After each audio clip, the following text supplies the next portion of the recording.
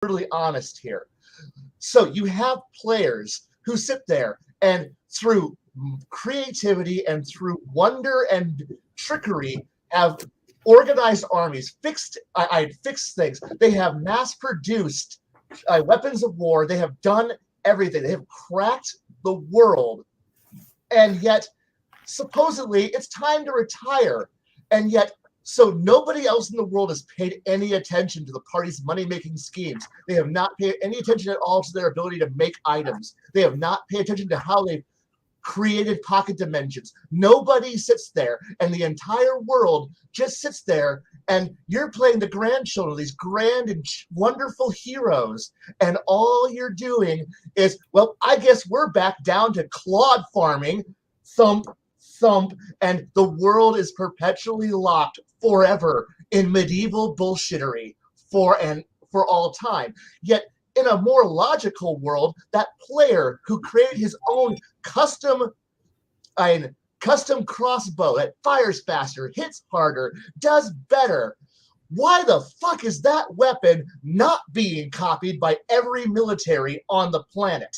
That mage who's built an academy and he's created war mages and he's training 1,000 people to be war mages. Why is not every other nation investing their economic output to create state-funded military academies to create war wizards who are deployed in legitimately in fire teams and formations who teleport in and then lay waste to continents? But because, well, players have to figure out how to be special. Everybody else has to sit there, again, like I said earlier, just dig shit turds out of their assholes and dig clods and continue to play medieval worthless time. Yet no one cares about the idea of the one-player character. Wait. I got to ask, buddy. Yeah. You're the grandkids of some massive heroes. Yeah. Massive big dick energy, sword swinging heroes, magic coming out the pores, right? Yes, because that's what player characters are. Okay, and they're the grandkids of these people, so they weren't brought up with silver spoons and fed all the right nutrients because and have an extra point of strength or constitution. Now, I'll get to that, because if you've seen how player characters, if they're playing in a dynastic campaign where they have figured out this is going to be a campaign where I'm going to play my grandchildren, they are going to most likely figure out how to become immortal through trickery, bribery, or breaking reality, or murdering 1,000 children a year so that way they can maintain their immortality.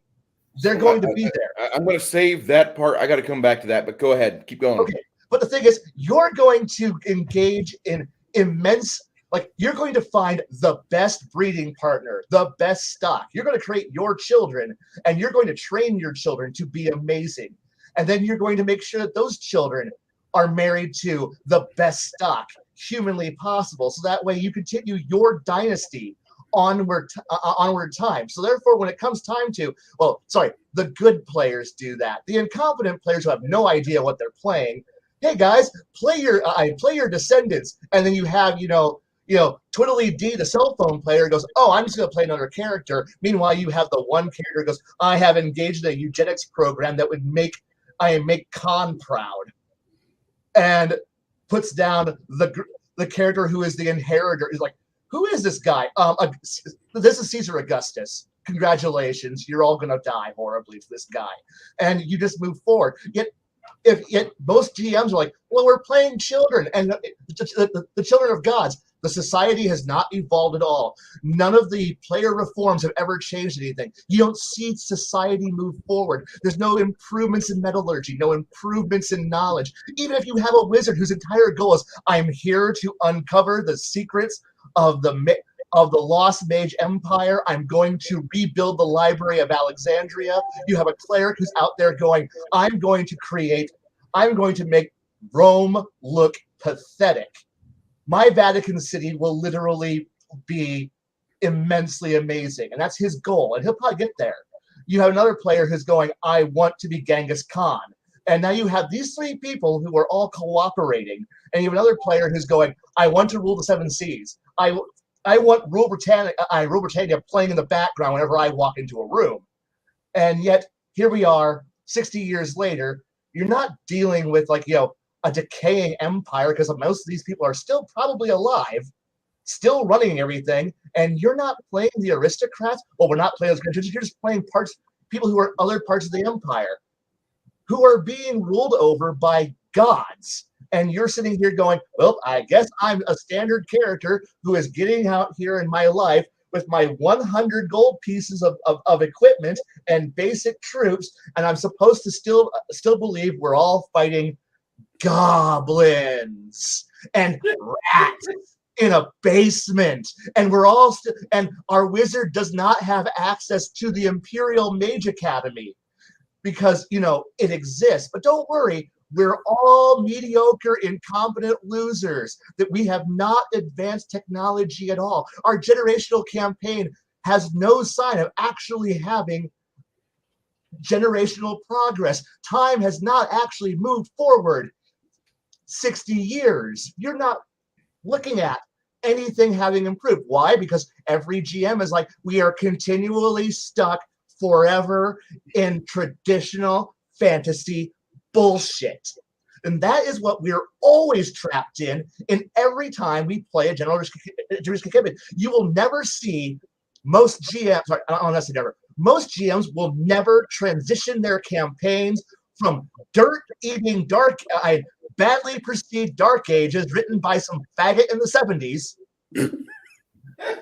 And you will never see that transition from dark age bullshittery to age of reason. You will never see that point where the Renaissance begins. You will never see that point where prosperity drives your culture into a golden age. You will never see the age of exploration begin. You will never see the age, you will never see a game make that transition from age of reason, age of exploration. You will never see no GM will go, oh shit, gunpowder.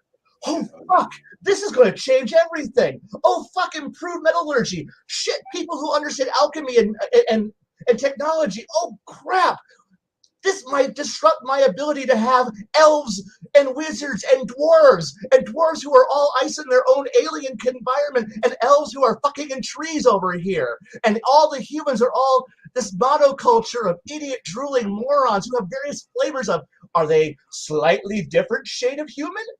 But they all speak common and everyone's boring. But don't worry, this is your vibrant, grand race that is so flexible, but they're all the same fucking race. Go fuck yourselves. But don't worry, you'll never see that the transition of your cultures. Why? Because this might break the idea that D&D's economy is fucking dumb. Role-playing's economy is fucking dumb. You'll never have this age. Because most GMs don't understand how history fucking works. Because this might disrupt their Tolkien fucking experience. Hell, they didn't even read Tolkien. They can't even tell how ages go forward. They don't have an idea of how the ages could go backwards. They don't have any kind of progression. So you get through your generation campaign. Are you going to move forward? And now it's like, oh God, no, the Industrial Revolution is scary. I don't know how to handle early Industrial Revolution. I don't know how to handle late Industrial Revolution. I don't know how to handle the Age of Steam. I don't know how to handle any of this and still make my ability to play a game functional, because I need it to continue to be, everyone walks through a horrible black forest. You walk out the village and everything eats you. And so, yeah, I don't think most GMs, whenever they go, well, we're going to end our campaign and retire and then just go have a happy, fun time playing new characters, and because thought of how a world works is just beyond how most people think. So now you hate generational campaigns. Oh, I love that. We have 9 minutes of you frothing in the mouth about how nothing has changed, although the world has been saved. Yes. 50 years, 40 years have passed. Yes. And I want to know, your point on this is, why are we starting at the exact same tech level, the same social level? Why are we starting worse than our grandparents did, who saved the fucking world since then? Why was it not brought up in a good fucking Montessori school? Why didn't I have decent fucking, 7-course meals and, at least 6 hours of cardio a week. I want to Yeah. have some good strength training. And, my grandfather didn't have the upbringing I had. What I want to have an advantage that I should have, because people in the real world have an advantage. But you're starting us back at B2 again.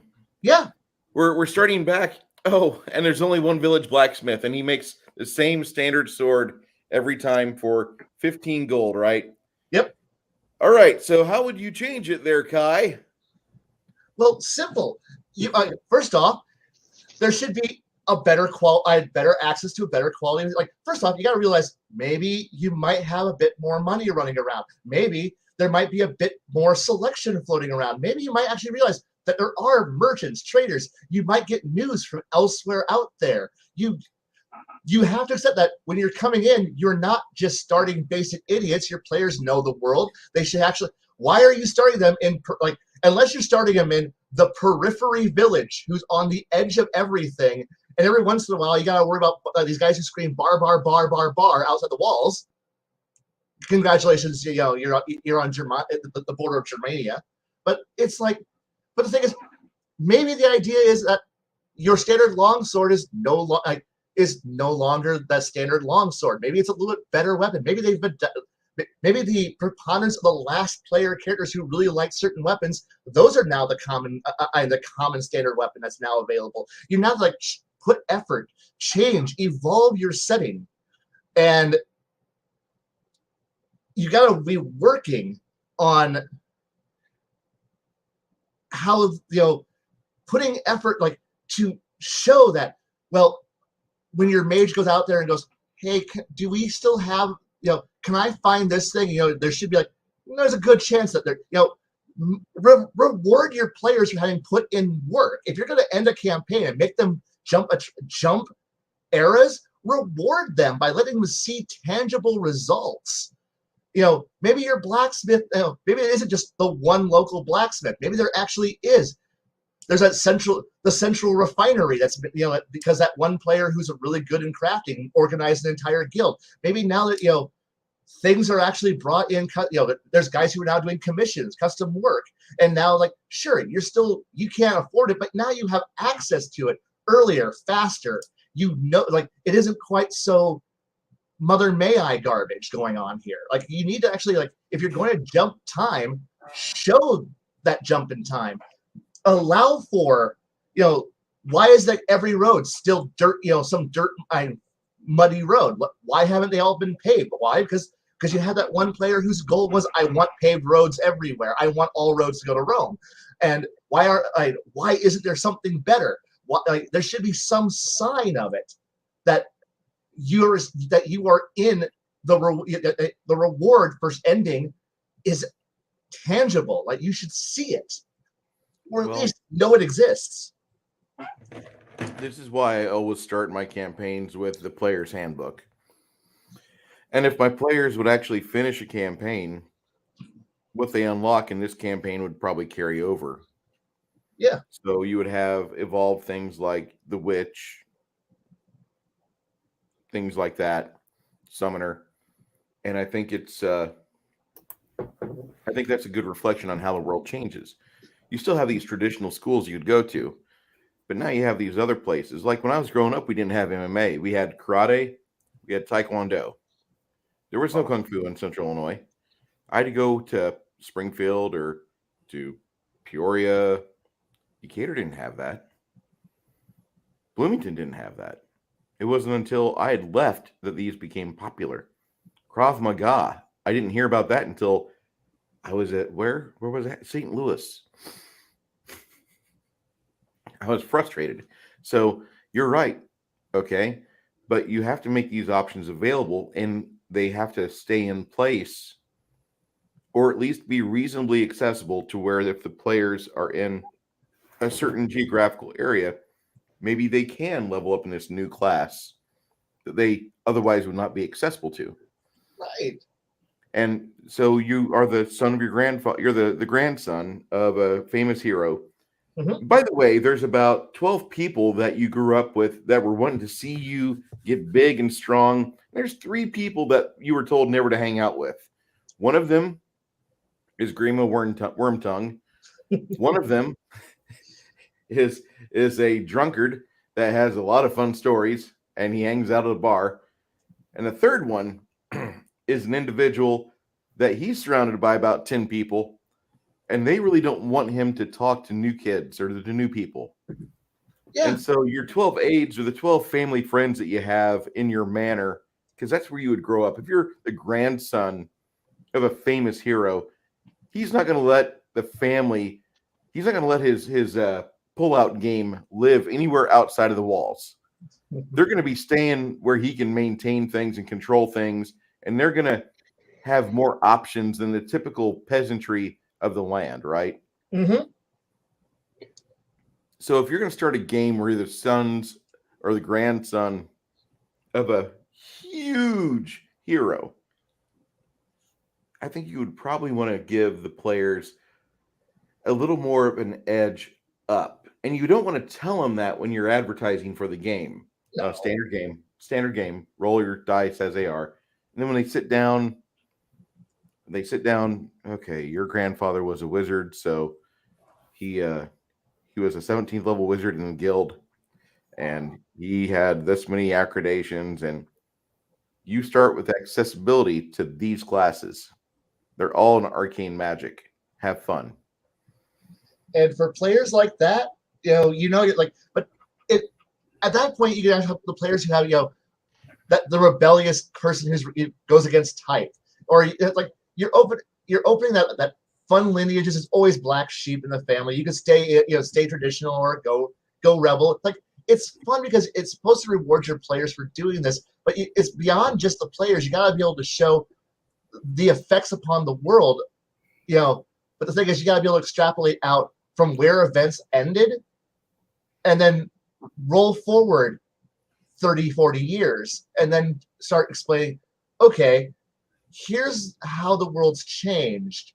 Here's how things have improved. Here's where things have gotten, where people have gotten lazy, where overconfidence has allowed a new problems to grow up. And it's mostly about how to, because some players are just going to go, I really don't want to, my character wasn't interested in romance. I didn't really have, my character wouldn't have had children because, he's a warrior monk who decided to go live off on a mountaintop somewhere and, never had kids, but, so I'm going to make a whole new character because, I want to do something different, because there's always that person who's out there who's not interested in playing the Crusader Kings Dynasty system.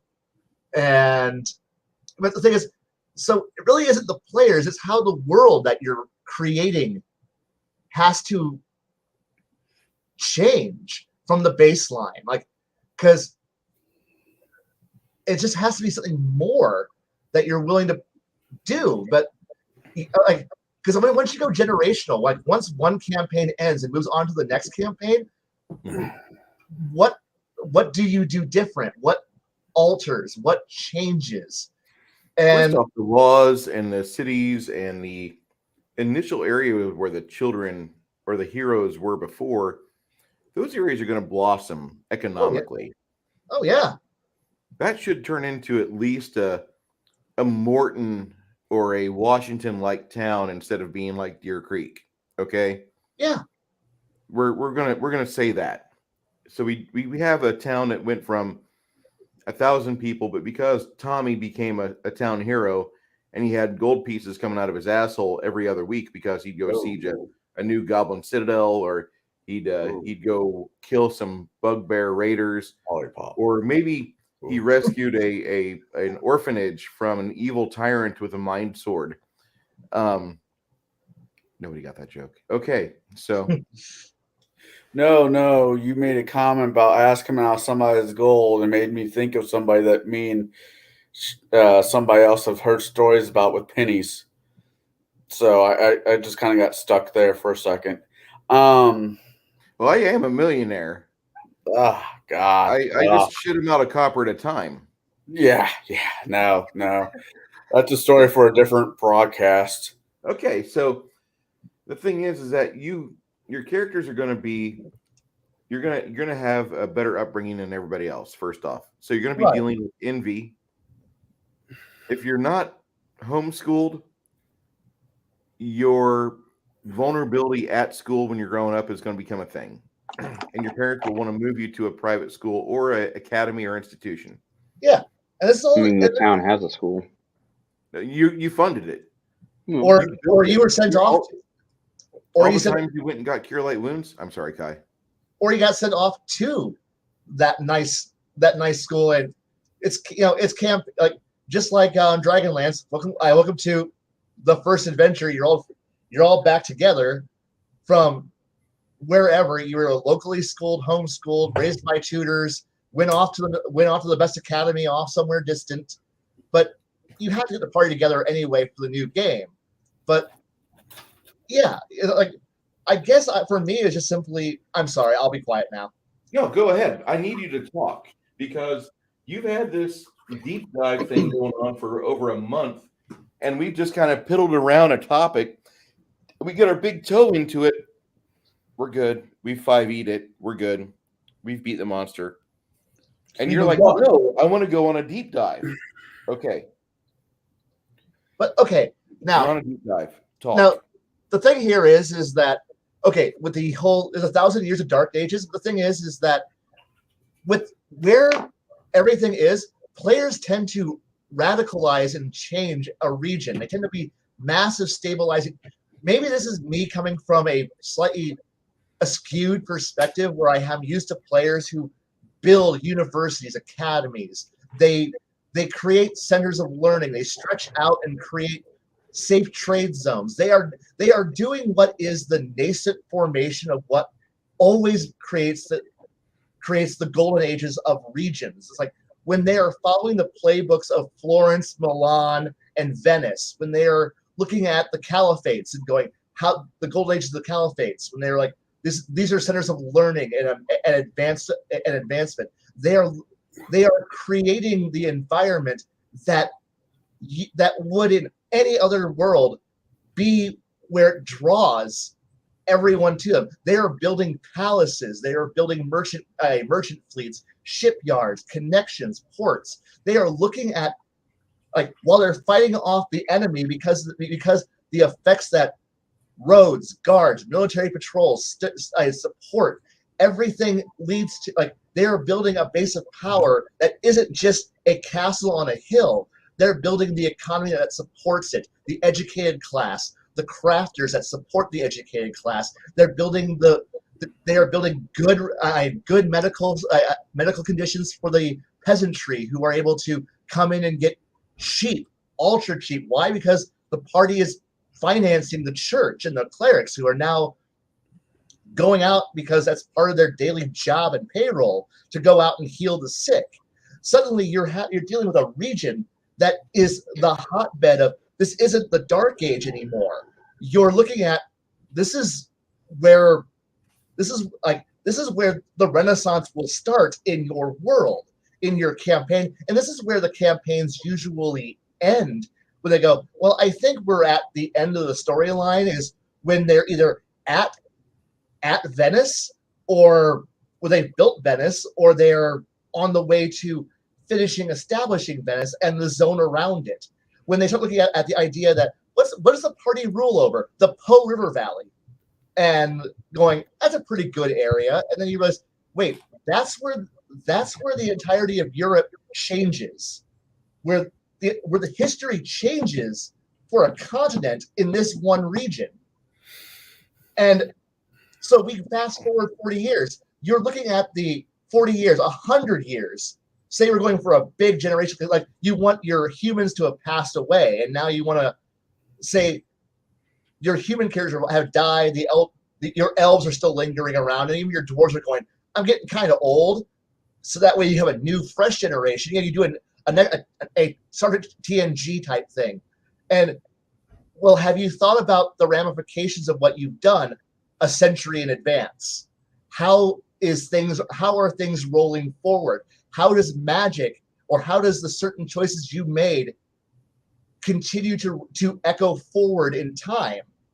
Like what did you leave behind that's now echoing forward. That's more than just simply a cool sword for someone to find, or a cool tomb for the party to loot, for the new party to loot.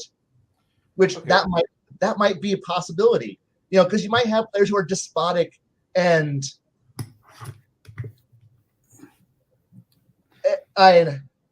don't click on that. She's going away. Please, so chat. Thank you. So it really just is that point for me of going, I kind of want to see more people think about how stories improve, how worlds change whenever a GM goes, I'm going to time jump. Are you just going to time jump and then have the world stay in stasis? Or are you time jumping and then changing the entire, same world, same campaign setting, but now you're no longer in Italy. You're now, not Italy, wherever the parties created and you're now somewhere on the Danish coastline and having it's cold and miserable, and you're far away from the light of the party's previous wonders and building a whole new thing there. Why? Because you want to continue to stay in that basic stasis point that is what everyone wants, or what everyone traditionally thinks of when you throw a player's handbook at them and go, make a character. But then again, the player's handbook has equipment that ranges from the Roman Empire to the late Renaissance period. And so you're really going, I could build a character who's got, split mail from the Roman Empire next to a guy who's wearing full plate from early Age of Reason going on here, guys. We've got weapons that are variety of eras, and they're all existent. Everyone's viable. Everything's a good choice. So you're not trying to say, and then at a certain point, well, shouldn't there be better things? Shouldn't there be improvements? No. Player's handbook is what we're going to play as. There's been no changes. Nothing ever improves. Nothing gets better. Nothing. The only thing that gets better is if some grand wizard comes down from a mountain and blesses an item, and now it's magical.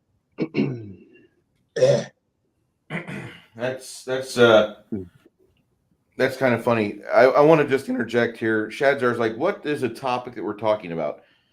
And Shadzar, say that you've just played a 2-year-long game of your favorite system, and at the end of it, when real change comes about economically because your players have crafted, they've bought thousands of gold pieces worth of items, they have funded the guilds nearby, they've impacted the local economy, they have provided a stabilizing factor within the hometown they're at.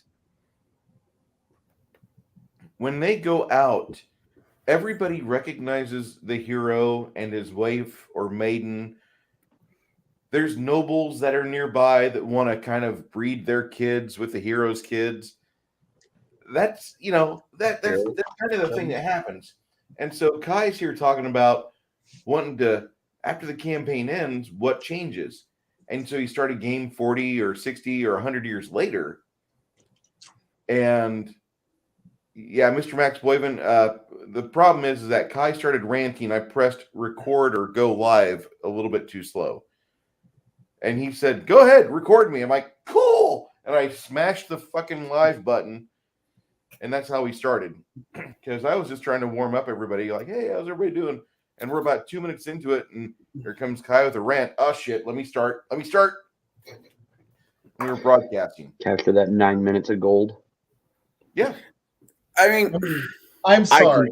Completely love the idea, or the idea that you're having with this, that if you can get a group of people to sit down for multiple different campaigns, but be generational games, that is a great idea. I love that idea. I've had the opportunity to play in a game with a DM that did it once, and that is an investment on the DM and the players. I know I'm going to catch a little bit of hell from you, Kai, but I run mainly on modules just because I don't really have the time or the imagination to create my own world or story unless I'm backpacking off of somebody else's. Drink, he said story. Oh, I need alcohol. I'm going to need a lot more of this then.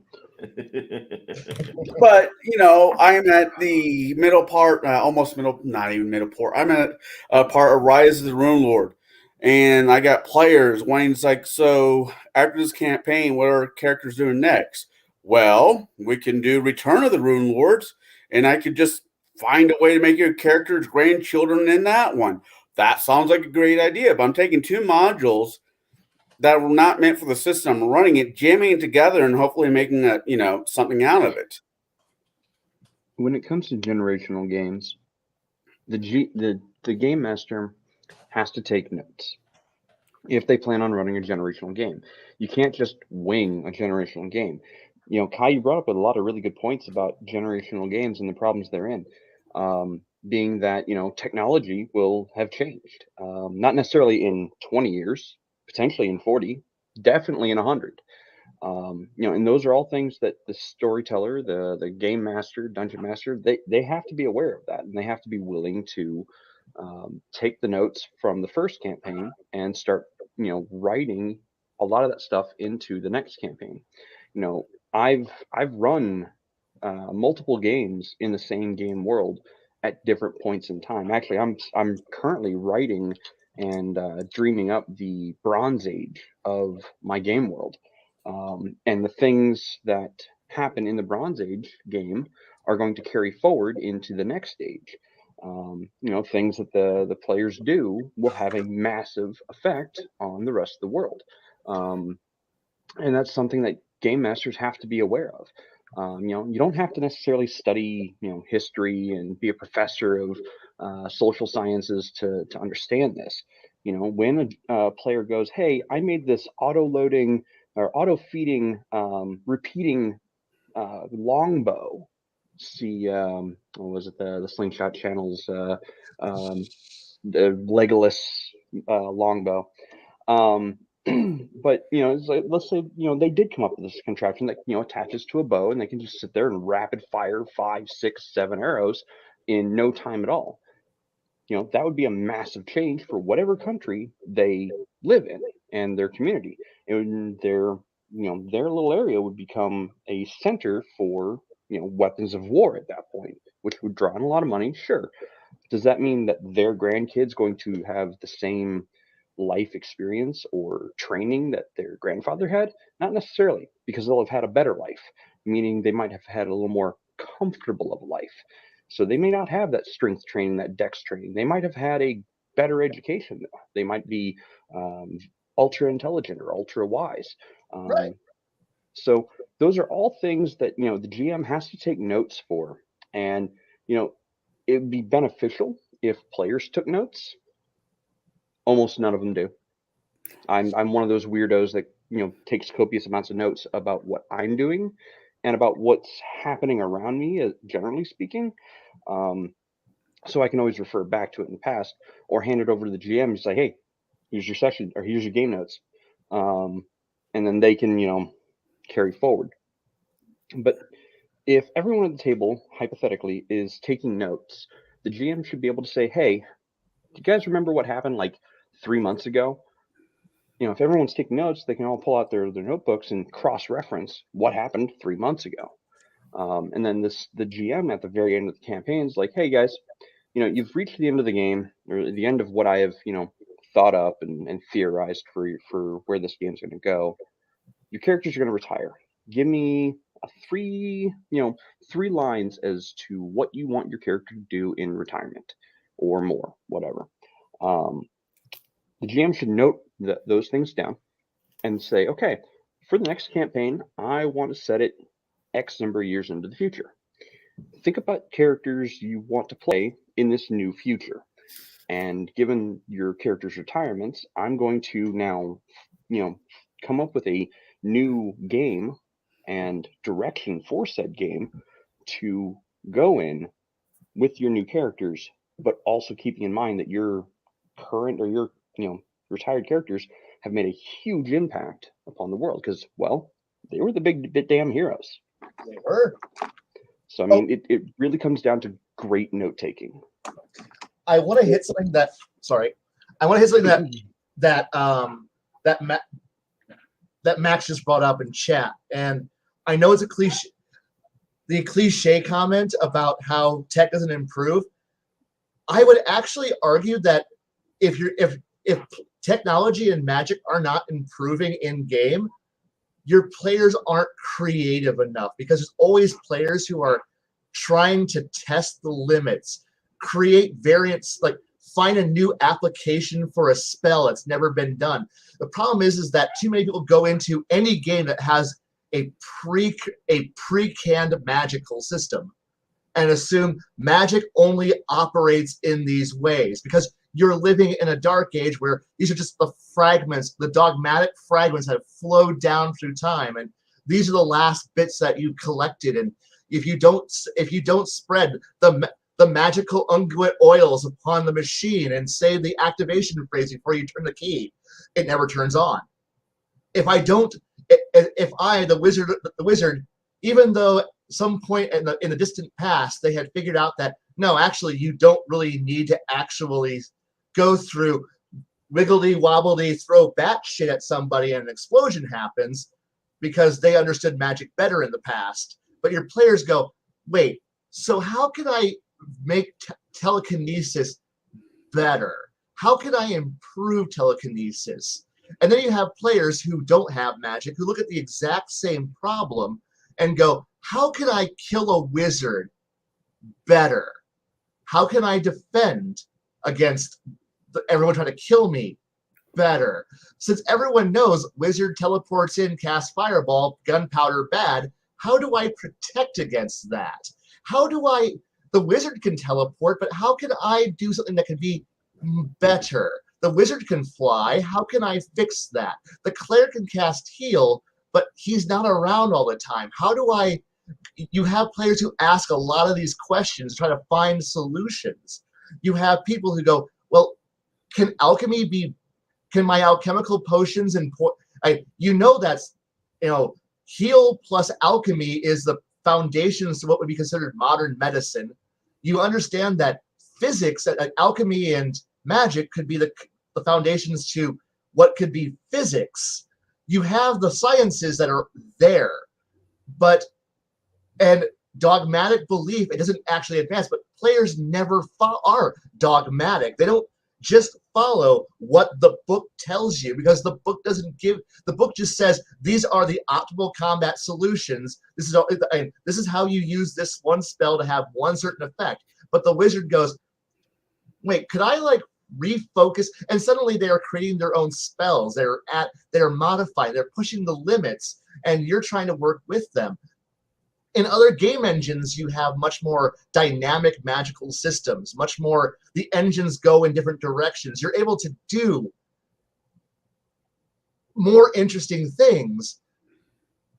But when we come back to the game to the game engines that most people go back to, you're stuck with nobody ever improves. So you don't have that player who goes, wait, so what if I do use telekinesis as, integrate telekinesis into a crossbow, and suddenly I now have a multi-stage weapon. And you have players who are bypassing this, but yet, like I said, these are all part of what I said early on with the whole idea that players rape the system, rape reality through a combination of magic, ingenuity, and technology to create abominations that allow them to beat up shit, because 5 guys can save the world through various means of trickery, and yet when they move on into existence, nobody took notes. Why didn't anyone take notes? Why didn't the rest, if your players didn't take notes, why didn't the rest of the world take notes? Because obviously, if this one king up in Sweden managed to somehow revolutionize infantry warfare, why doesn't anyone else do that? Why hasn't over the course of a half a century, the notes of tactics filtered out into the rest of the world yet? Why haven't elite guards started to take notes and change their elite patrol patterns? How they're training their troops to be better. How is the world not improving? But yet you're supposed to just assume the world stopped around the heroes, and that's it. No improvements will ever occur. in this period. No technology improves, no science improves, no magic improves. Nothing happens. You are locked eternally into stasis, and it sucks. All right, I'm going to throw something in here. Okay. Most of your games have gold pieces, right? Yes. Okay, and so you exchange your currency. Your fungibility is with a commonly used piece, and you have the attention of your local magistrate probably whenever you're doing things in a constructive sense. Yes. You probably have his favor, getting rid of the bandits, killing off goblins, helping us out at B2. So, why wouldn't an enterprising DM that just has a bunch of books on the shelf that he never lets the players reference, why wouldn't he allow a player, like, listen, one day while you're at home, you get a knock at the door. And this tinker gnome's there, and he says, hey, I got an idea.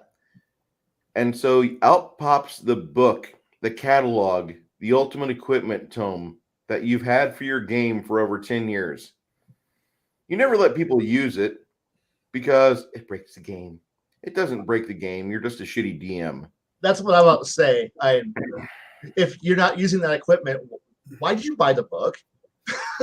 Well, the reason why I don't To use it equip the all the time is monsters. that I want it to be special. Right. I don't bring it in at first level. Right. I bring it in around 8th. But the thing is Around that 8th level. 8th level, I think, is where you've got like a visit from the king or Q or whoever it is that you're working kind of alongside. And they're like, hey, I got an idea that might help your life. And so you make some of those things kind of available, but not truly an unlimited amount. We've got about 20 of these. You want to try them? Here you go. Take notes and let us know what it does. Thanks. yeah. And you've just become a beta tester. Yeah. I mean, And plus, Okay. the Not GM liable for any injury. Yeah. Say again. Not liable for any self-inflicted injuries. And the GM then gets to bring out all the charts that they love because GMs love charts.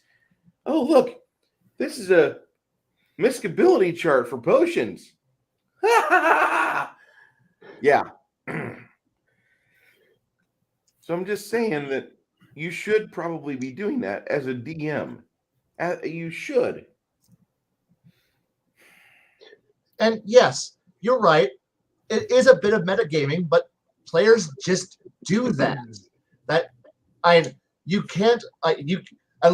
It's almost impossible to get players to just forget every single modern thought that they've ever had,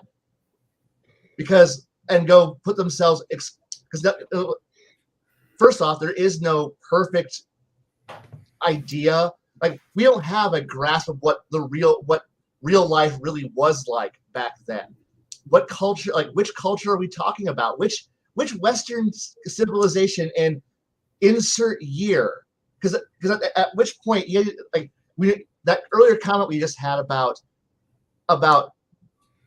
well, not every GM is a master historian. Well, if suddenly you need to be able to contemplate how you're going to run a game, but only locked. So you need to be able to say, okay, we are going to be starting in the fields of Normandy, in Normandy, France. Get out your book, start taking notes. In the year of, say, 1112, random year, 1112 AD, Normandy region. You better be able to know the language, culture, everything that's going to be here. This is what's going to be happening. If you think anything out of Northern French culture in this century, in this location, in this region, you're not going to be able to have someone go. But people must be like, I'm not a French historian of that region because I'm going to play an elf. Okay, then tell me the elven culture and how it actually works in depth, and make sure you bring nothing modern to it. So every player is going to bring something. Plus, okay, so what year do we choose here? Okay, what year was crossbows introduced? You can't use a crossbow. Why? Crossbows weren't introduced in that year. I'm going to use a longsword. Which longsword are we talking about here? We're talking about this longsword or this longsword style. Your longsword that you might be thinking about might actually be considered an arming sword or a bastard sword. I'm sorry, you're from this region. You don't get to have that weapon. That's not available in your region. So stop bringing a Northern Germanic weapon into a French region. I'm sorry, you can't have your rapier rogue. That wasn't available in this century. Sorry, because that's what that evolves in the Renaissance. We're not playing a Renaissance era game. Can I have split mail? That fell out of popularity a few centuries ago. You can't have that. Can I have full plate? That won't be invented for a few more centuries. But the book says, I'm sorry, that will not be available for a few more centuries. You can't choose that. Don't bring your modern knowledge into this. But the player's handbook, don't bring your modern knowledge into this, guys. Don't. Don't use logic in a world full of magic. Yeah, but don't worry. Magic is also, but magic is somehow, well, where did it come from? What face are we working with here? Oh, which dogmas are we all working with here? Have you written a thesis paper on the dogma of your God's religion? Can you just tell me that? I can't. I'm sorry. Well, okay. Fuck's sake. No, I agree. I mean, I get where you're coming from on this. I think it really just depends on the DM and the players. Kai, I have a general idea if I sit down at your table. I know if I sit down at Jaide's table, or even Bruce, if we're able to, finish a campaign, that's not a slide towards you, Bruce. No.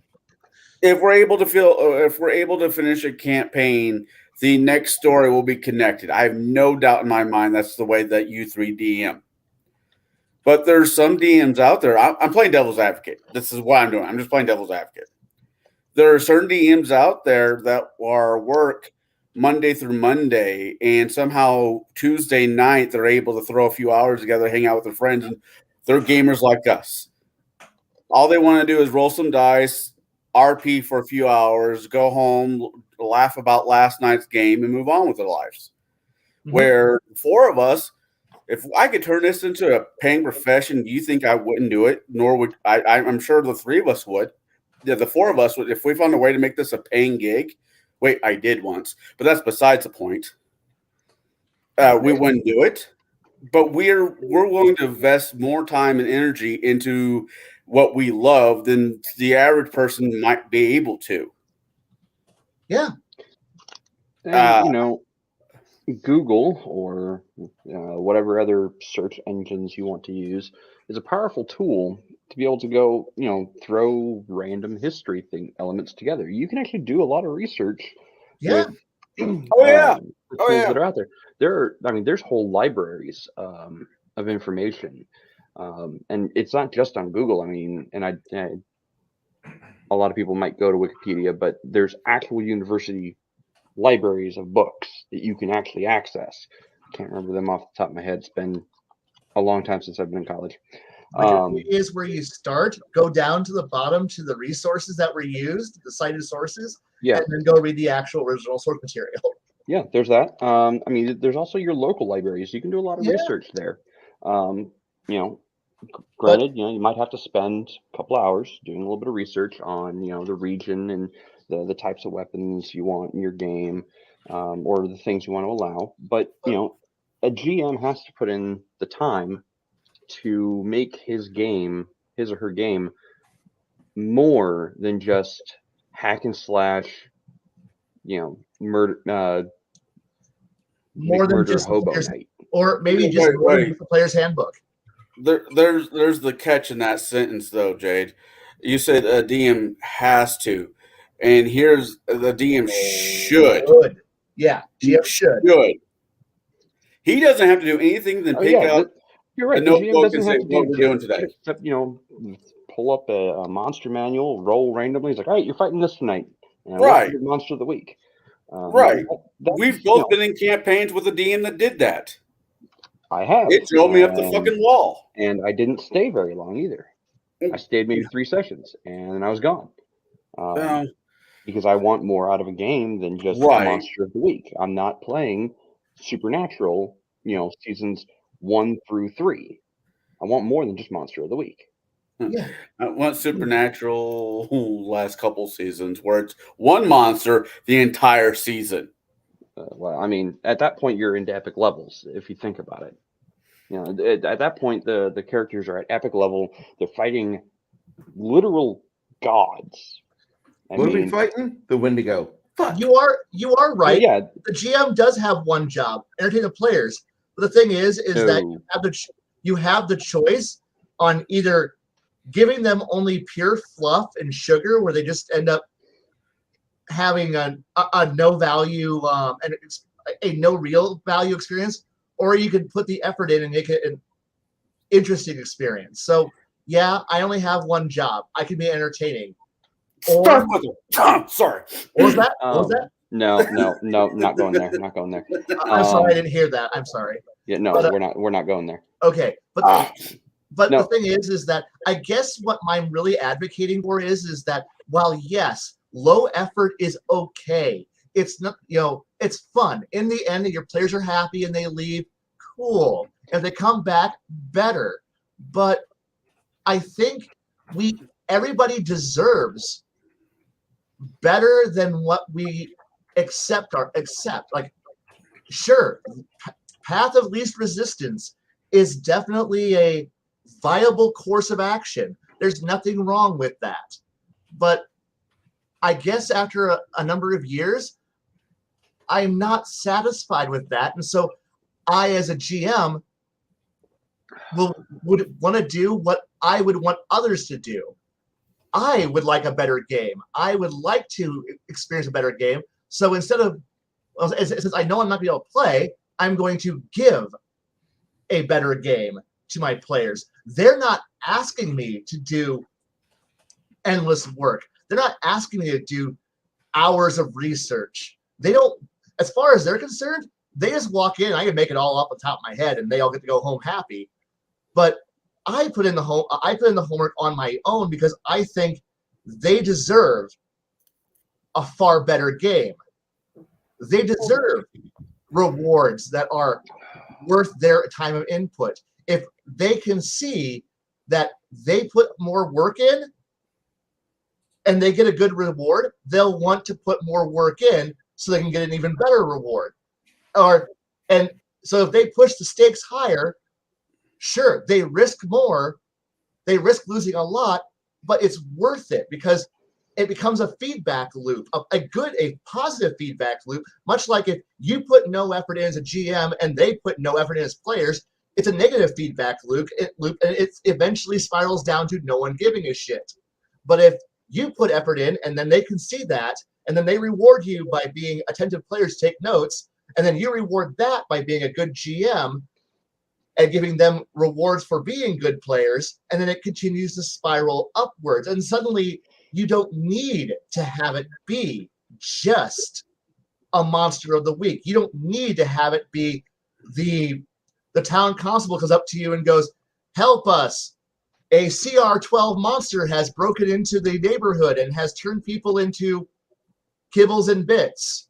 Could you please save us? Could you take you and your ass, which is carrying your loot, with you and go and take care of CR12 monster? Why, yes. Will we get paid for that? We shall pay you off of Treasure Table 12. Oh, 12, Treasure Table 12. That's got some good stuff on it. Yeah, guys, let's go. Let's go, guys. We get some good loot out of this. And now we go off into Dungeon Tile Book number 3, and we now go fight the CR12 monster and a few other encounters before we encounter it. But because now your players are invested, and now when that game ended, because they were good players, now we're moving forward. They should get rewards for that, and then suddenly they're now invested. It's an endless positive feedback loop. And when you do have players leave, the new players who come in, the rest of them goes, dude, it's worth it. Take notes, think, be good. This is fantastic. I'm in way over my head. And as one person put it once, it's like, good, because history is a confusing, horrible topic, and nobody understands it. And we're all born in over our heads. Figure it out as you go, and you just jump in, and suddenly it's a good loop. but you have to put in the initial effort to make it a good loop. That you have to put make a mechanical give a mechanical reward that is tangible, seeable, visible, that they can put down, saying, these people I'm give these possible aspects, favors that are owed, abilities, bonuses. That way there's something that they can see or at least comprehend, and that carries forward with it. But again, it comes down to, you need to have somebody who's, it's a team effort. Like I said, if you put little effort in, you get little effort out. Back.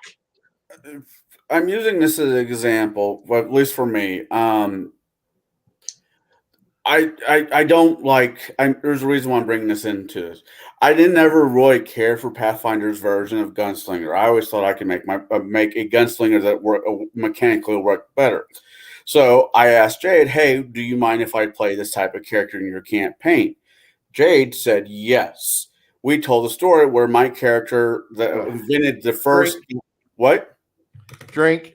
Oh, God. Right, drink.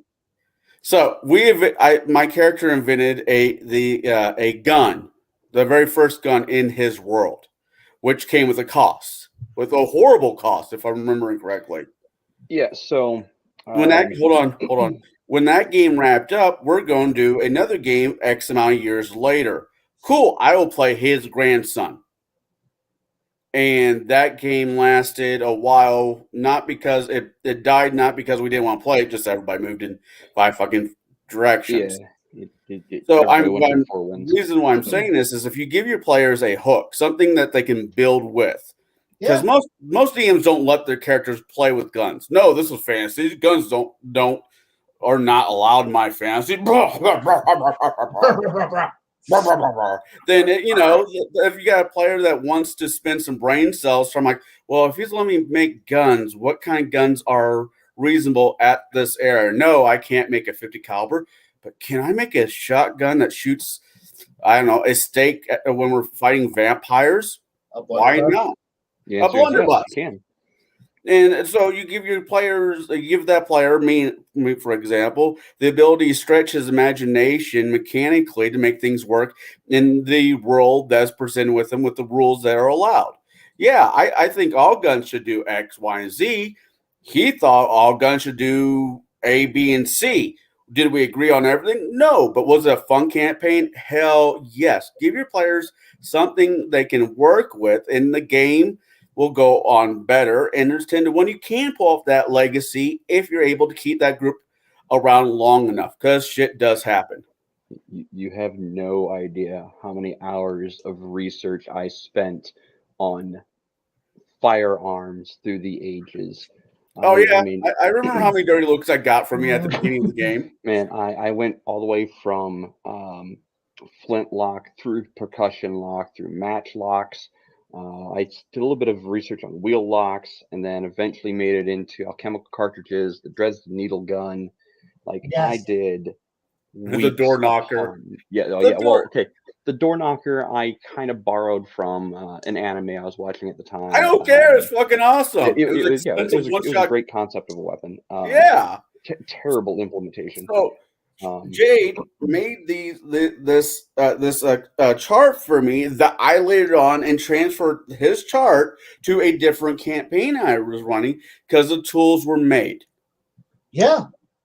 And honestly, we as sharing those tools, like these charts that he made, that you used, things that I've written, I've had other players, I go, that's cool. That's great. Like, we should be inspiring other people to, that's a good idea. Why are we not sharing more of this shit? Why are we not going, hey, here's a table, here's a more realistic chart on how goods should cost. Here's how the tools we have now didn't exist 10, 15, 20 years ago. I don't know. Right. But the thing is, we've all put the work in, individuals as groups, to make these tools. Yet certain people act like if they weren't hard-coded, written by some crotchety old bastard, 40 years No, ago, some piece of shit with a fucking college degree, straight out of some crappy school, and yes, plummeted straight into fucking Pacific Northwest. like if it didn't have the Wizards of the Coast logo on it, or a Paizo logo on it, or insert favorite company here, this Evil could. hat. I don't know. You know, there was a comment that was made last week. I don't know if it was on this chat or if it was in Chilling with Max, but the concept that health potions could be addictive. Yeah. They brought up. And I'm like, oh my God. Oh my gosh. I got off the on a number chat. of occasions. What, you know, I got off the chat and I'm like sitting talking to one of the other DMs on my Monday games. And like, I got a dickish idea I just heard about. He's like, what's that? Make healing potions addictive. Every time you take one, you have to make a con save to see if you are able to not get drawn into the addiction. He's like, You see, that would work better in a different system other than straight D&D. That would work actually better in something like Iron Kingdoms, written for 3.5, where if your alignment and religious beliefs didn't align perfectly with the cleric casting the curative spells on you, you could potentially take boatloads of damage. you could heal somebody to death in that system. Yeah, if I you remember actually correctly. could kill somebody to death in that system. That was pretty fantastic. And that's where something like potion addiction or curative addictions would probably be better suited than straight. Because all right, I'll be honest, I've never played 5e. I'm probably not going to play 5e. It's I play 5e.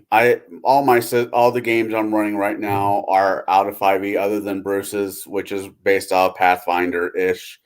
I don't mind 5e. I can work in the mechanics of 5e, but keep in mind, whatever the books come out with, I have the final say at my table. If I disagree with the ruling, I have final fucking say. And if whoever WizKids West Coast doesn't like it, they can kiss my little white ass. It's my table, my game.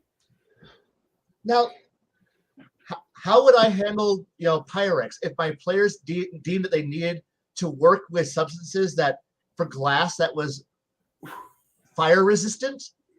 So if they could figure out how to create an approximation of the process, what chemical, what, like, standard glass is fragile. Well, I want it to be a little stronger. They think the alchemist, the glass crafter works with the alchemist, figures out the compound solution, and then they create Pyrex. Now you got a harder substance, kind of toxic to work with, might cause problems. If you make it in an improper environment, causes potential death that will come from it. But in the end, you have glass that has a better hardness rating, better resistance versus fire. It doesn't melt as easy. Now you can start working with higher temperature chemicals. Now you can, like, that mage who's now working with you, who's now going, well, I trapped the essence of a salamander in this rock, so now it burns perpetually at a high temperature that would melt things. Well, now his glass is better, so now you're able to make better compounds, better mixtures. The transparent aluminum, come on, that's legitimately, I've seen players go, well, I can work with this particular substance, they start figuring out combinations and making weird alloys. We got magic, so we can make really bizarre alloys and weird combinations, to the point where transparent aluminum isn't that phenomenal. When you have a material science player look at you and look at come to the table, and he's like, so really is aluminum just this? I'm sorry, is mithril really just this particular metal? Well, it's got similar properties to that, yeah. And does adamantine really this compound an alloy mixture? Yeah, it's got similar compounds. So we actually already have, through magical materials, already at certain metallurgical points that we were higher in there. Yeah, and blacksmiths know how to work this with some fiery forge that they're just sitting there with some coal, and they can just make this. Yeah. Well, shit. And I'm like, oh no, the engineers and the engineers and material scientists have figured out how to play Dungeons and Dragons, and suddenly they're going, well, obviously, if I can figure out a mine and be able to get enough ingots of this, and suddenly their brains go off into whole new directions. You're like, well, I better take notes and start learning myself to be able to keep up with these guys. And you get a nuclear bomb. Or your players go, I don't need a nuclear bomb. Nuclear bombs cause radiation. I don't want that. But if I can figure out how to create if I can figure out how to create a device that casts delayed blast fireball in a certain amount of time, and then figure out how to, through telekinesis, tear open the containment package, and then use smaller telekinesis balls that will then scatter the fireball pellets out over a wide variety, and then I give this to the archer, and the archer fires at 200 feet that way, and we obliterate the entire field. And you're like, no, you may not use improved munitions iron weaponry, guys. You can't do that. And they're like, no, we're already figuring out how to do it, and we're gonna but it's expensive. We're adventurers. We're rich. And they're suddenly going, but it's time consuming. Oh yeah, but they've got they're already figuring this shit out. When they're figuring out this shit, they can figure out all the things they want.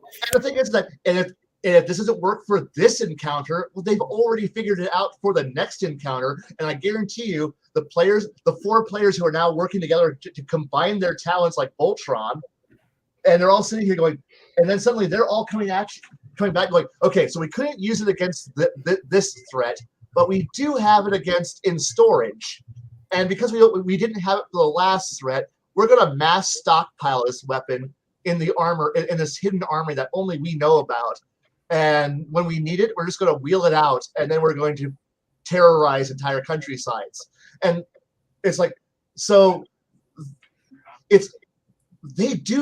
players think like this, or at least creative players think like this. Oh my god! Oh, another argument to keep notes. And you can't really stop players going, tech place magic equals too cartoony. There's nothing that says you can't mix these things in the rules. Players are going to figure out how to do it. And if it is something as stupid as simple as the ballista bolt of ultimate destruction, aka the dumbest thing in the universe, the portal hole plus bag of holding nuclear weapon that annihilates everything if it hits. Congrats. I wouldn't do that. But I've seen players run up to bosses and go, "This is a worthy sacrifice." Woo! And then hug the boss, annihilate themselves, and go, "Well, the demon lord's gone. That was good."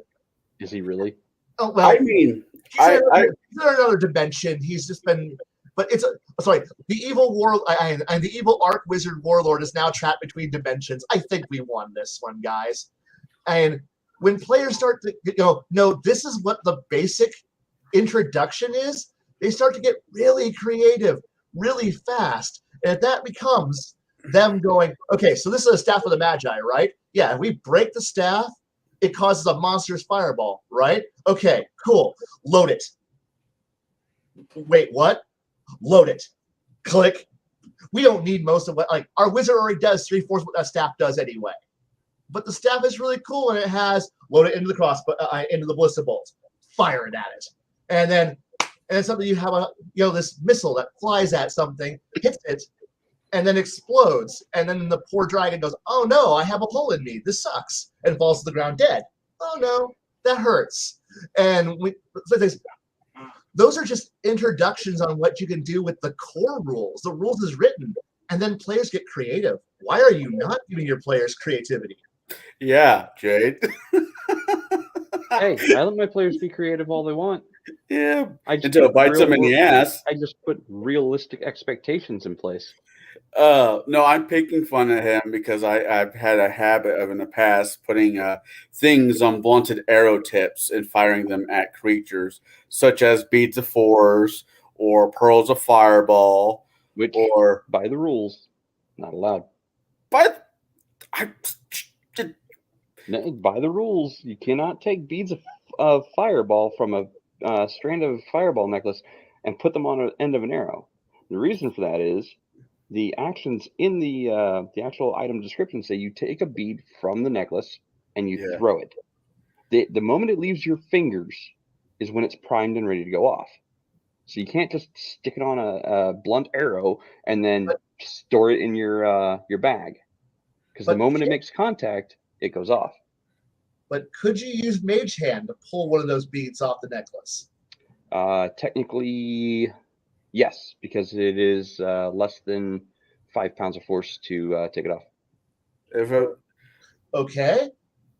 Give me some time. I can figure out how to weaponize this one. The better way of doing it is just having a efficient quiver, or actually I can't remember the original name of it. Basically, an efficient quiver that has stasis on the inside of the bag. Yeah. No, I can't really argue with that. Rules as written, yes, he is absolutely on point there. I have thought of multiple different ways to cheese it by just super gluing arrows, keeping it on the chain, and just super gluing the arrows to it, and just daisy chain it with rapid shot. But now, Max, you're right. There is a thing called too much imagination. But the thing here is that when you're, I'm once again looking at D&D. There's a certain point here where we've all seen the logarithmic curve where marshals advance in a straight linear fashion, but spellcasters advance in this spike, this hockey stick that just rises up into the stratosphere. So as your players try to stay viable, so players are trying to think of ways to stay relevant in light of the fact that you're being overshadowed by the spellcasters at a certain point. And yeah, there's this nice inflection point where they two cross. And if you could halt time at that point when the line crosses, it's great. But no game ever stays at that perfect unison, that perfect crossing point. So you need to have players who are thinking about how do I stay relevant when these guys are up here altering reality and I hit things 3 times in a round with a stick. And so they figure out how to develop new tricks, how to incorporate and keep up. This is where the tech increase that I say happens because you either accept that you're going to be outclassed by the people who are going like this and go, well, whatever, I have lots of hit points and I can hit now 3 times around, while the other guy is creating alternate realities, and the other guy over there turns into Godzilla, and the other cleric summons a celestial army because he can, while he's bringing back the dead, while I just hit 3 guys with a good stick hard. The paladin / wizard casts his time stop. Right. I'm sitting there with a stick and a string, holding my dick, hoping for the best. So now, your melee. So people try to catch up, and that's where you're like, campaign ends. Well, so you've been trying to keep pushing your up to keep up, and now you're time jumping. Why didn't anyone figure out how to keep up with your tricks? Because obviously you survived, right? Yeah. You pass on your knowledge, right? Yeah.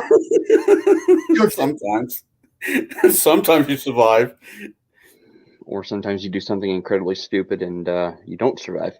Yeah. The thing is that this is escapism. You're giving players more power than they really have, so they're enjoying the idea of what can I do with all of this power? What if I'm playing a character who can change reality?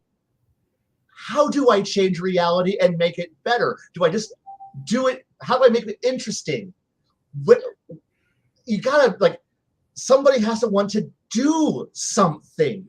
It's more interesting than just simply following an equation. If you could follow a flow chart of what is the optimal solution of this is how I move, this is where I do to get to the optimal solution, be able to make my optimal attack pattern. This is the spell I cast at this moment in this situation that I will get through the encounter. And so you're following some little ever increasingly complex flowchart of, okay, are they within this thing? Do I cast this? Do I do this? Do I operate in this?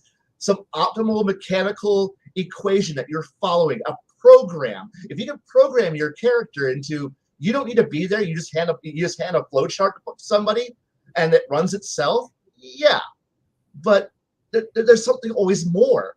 And escapism really is just that, giving the players the ability to do more. If you have, I'm sorry, I'll just out now. So I'm going to answer something Biggest Geek has asked about, when Cigar DM was talking about super gluing things to arrows. The super glue he's talking about game-wise for D&D specifically was called Sovereign Glue.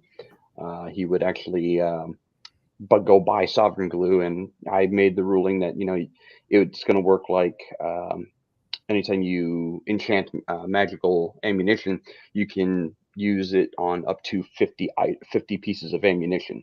So he would go buy one jar of Sovereign Glue and affix things that would explode or do some kind of magical effect onto the ends of blunted arrows, 50 at a time. And he would actually have a full list of, a breakdown of everything he had, because I'm an asshole DM. Did I ever once? You will track your shit. Exactly. I'm tracking your shit. I never once bitched about making a chart, keeping notes, saved my ass in different situations. I bought a globe of sunlight out of 3.5, right? A globe of sunlight. Do we all remember what that son of a bitch did? Oh man, God, that item. I wrote it down in a notebook saying, what does everybody want to buy? I wanted to buy 3 of these gold, and this was way, way before I ever fucking had the chance to use it. I bought it like 4 or 5 levels before then. Then all of a sudden, we're not known to me because I'm a player. We fight a fucking vampire. I'm like, I don't have anything to stop the. Wait, let me check my notes. Globe of sunlight. Hey, I need this book really quick. I grab it. I pull the book up. I read. Produces daylight, as in the daylight spell. Mr. DM. Yes, I have this. Where? It's in my notes, and there was always dates on the sheet whenever I did anything. Yeah. I bought anything. Yeah, because again, I was an asshole GM who tracked, what the party had, because I put everything into a spreadsheet. When I would roll loot, I would roll loot before the players even sat down at the table. I knew what they were getting from my encounters, and I would have a list of what was there. And anytime someone goes, "Hey, I'm gonna use this item that we used," and if it was a consumable item, I'd mark it off my list. I'd mark it off the master copy. And I basically did that to keep my players honest, because I've had players in the past where I didn't track anything whatsoever, and I would say, okay, you guys find a +2 sword of evisceration, and every single person at the table wrote it down. So suddenly one item became 6. So I'm like, all right, you know what? No, we're not playing that. We're not playing this game of, I said, there was 6 of these. No, there was 1, and I'm going to keep you guys honest, because I got tired of getting cheesed by basically people who just wanted to cheese the game. At that point, go play Gloomhaven. Go play, any tabletop tile-based game that walks you through a dungeon, or better yet, go cheat on Baldur's Gate or Neverwinter. Now, in the chat, we had this little conversation of like things are just not always lying around. Depends. Are you running with like the good old days when you'd kill a monster and there'd be a random loot table that would just randomly throw shit at you? Because that was for a while in vogue. So no, whenever I did 3.5 DM. Okay. But or you just randomly roll so in private you randomly rolled up your loot tables. It's like, okay, so they're gonna fight this guy and he's got XYZ and this item that has no use whatsoever. Those went into the trash. Was that? Those went into the trash. And they were items that the individuals could actually use in combat, or they went into the trash. But the thing is, I'll be honest, because I went with the idea that, well, you don't know, like, that person who got killed and now why the monster has all that loot, he might have thought it was important and valuable, so he used it. And these are items that were just, because the world is bigger than you, the world isn't geared to you. So you're just part of the world. And so the items that you find, not all of it's going to be valuable to you now. It may never be valuable to you. So they might accrue some items that seem to have absolutely no value and no use. And player characters are pack rats. They will hold on to shit. They will just hold on to things. And then someday down the road, you're like, bad thing happens. And like, wait, does somebody remember if we got a silver dagger like 5 to 10 adventures ago? And or a thin 1 inch by 1 inch by 12 inch long box that's got a little bit of an inscription in a language you don't understand. You know what? I went and learned that language. Guess what the inscription says? Rowboat. Yeah. So at one point they suddenly go, wait, we have this stuff. And so having the random debris of weird items that have no immediate value and might never have value can be lying around. And suddenly you do have that player that, well, shit, I do have a globe of sunlight. I think we've strayed a little bit. But the thing is that, yeah, we are, but it's all part of the same ultimate. Once players can figure out how to make items themselves, they're going to make these things. And these things should carry on into the future. So Absolutely. If players do this, do cheap trash, that cheap trash is going to continue to linger about. It will build up. If I can jump really. Oh, go ahead. Go ahead. To answer your first question, go back. I just want to answer this really quick. When I was running 3.5 or Pathfinder, and I was doing a random character, random treasure, I ran it out straight. Then I looked at it. Then I looked at what they were fighting. If there's no way, in the back of my head, there's no way an owlbear would have kept a tome of magic, at least in one piece. It would have ripped it, tore it up. So what the loot the party got from monster had to make a certain amount of sense. If they go off and fight a fucking dragon, whatever I fucking rolled is whatever, because fucking dragons hoard like a motherfucker. They hoard better than players. They do. And so if they're fighting an evil sorcerer, sure, it's, God only knows what that ass had. But if they're fighting monsters, straight out monsters, owlbears, or what are those cats? Phase cats? Displacer beasts. They might have some jewelry because it came off of the characters the past characters that they ate. But it wasn't going to be anything it won't be anything that would have been naturally just ripped up like paintings or books or what the fuck ever like that. I mean, that kind of goes with my common sense style, my common sense thought of DMing. Yes. The next comment down. I also keep track of weight loads. Yes, I do. Yeah. It's a real bitch when you're getting weighted down by gold because you don't have a chance to fucking spend it anywhere. Well, I'm just going to start throwing this gold away. Yeah, don't throw gold away. Throw away your copper. I don't have any left. It's part of the game that everybody just overlooks. Don't track weight. Why? Because why would we track weight? We're big damn heroes. We can carry literally the entire weight of the world on our shoulders. Why can't we carry your poor donkey is about dead? Right?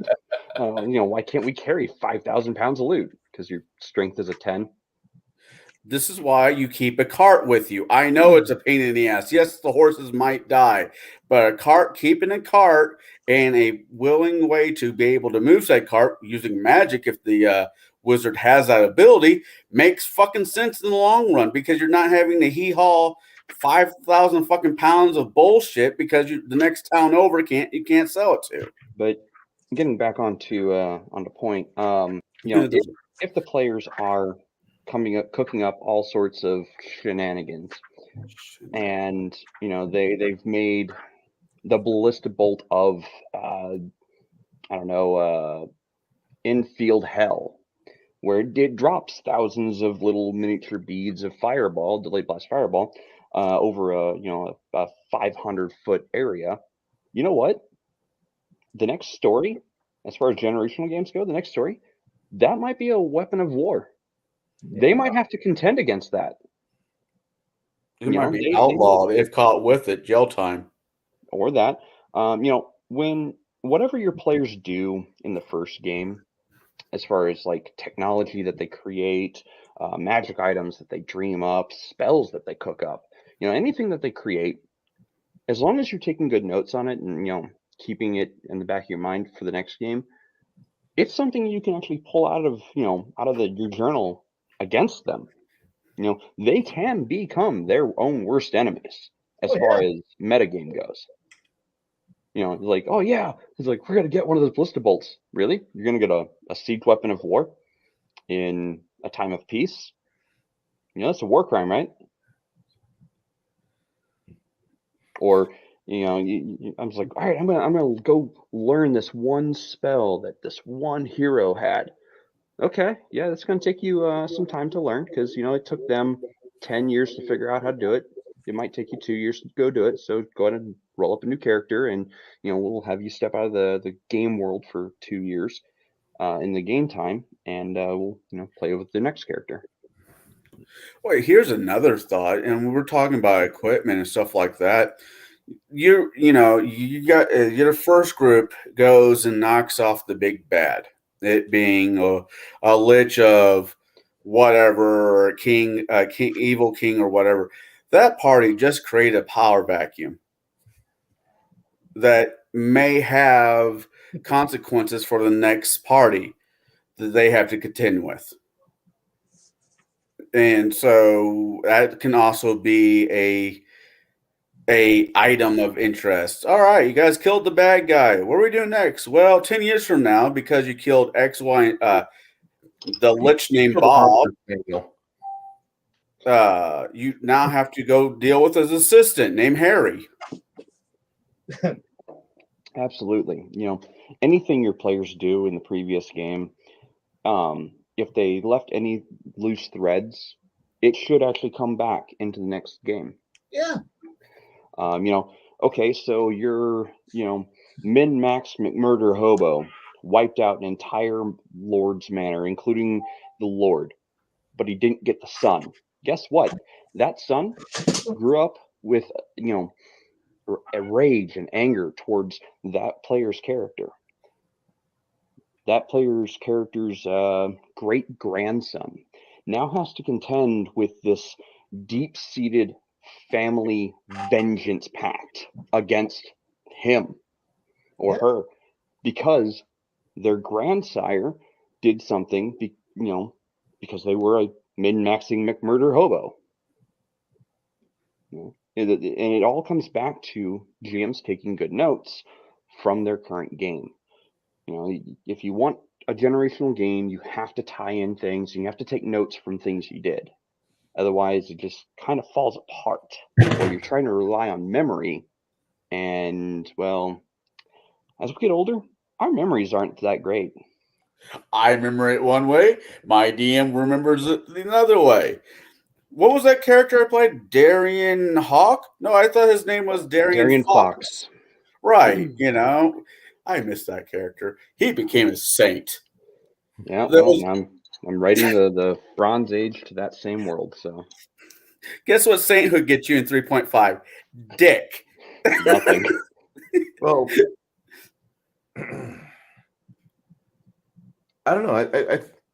I want to take it back to generational, and I want to take it to the economy side, like what Kai was talking about, because that's a good place for the weeds to be. In your game, if you're playing a game where you've already had 100 years of established history, with the last 2 years of your fat asses sitting around the table and rolling dice and moving and having pieces around a battle mat or a cigar box battle board or whatever it is, if you've already had that, just look at the player's handbook and double to quadruple the prices of everything. Oh, wow, yeah, that's not weeds, there, Bruce. That's not weeds. That's the fucking lawn care system sending off the bill. No, I'm not falling asleep, Garrett. I was thinking about it, and I just like dropped the portal. There's the inflation cost, everything goes up, man. Mhm. Yeah. Everything goes up. When this campaign book was written, when this PH was written, your stuff was so cheap. You could actually do everything and roll your starting gold, and you could have a set of armor and a weapon. Now I'm going to make you choose. Weapon or armor. Right.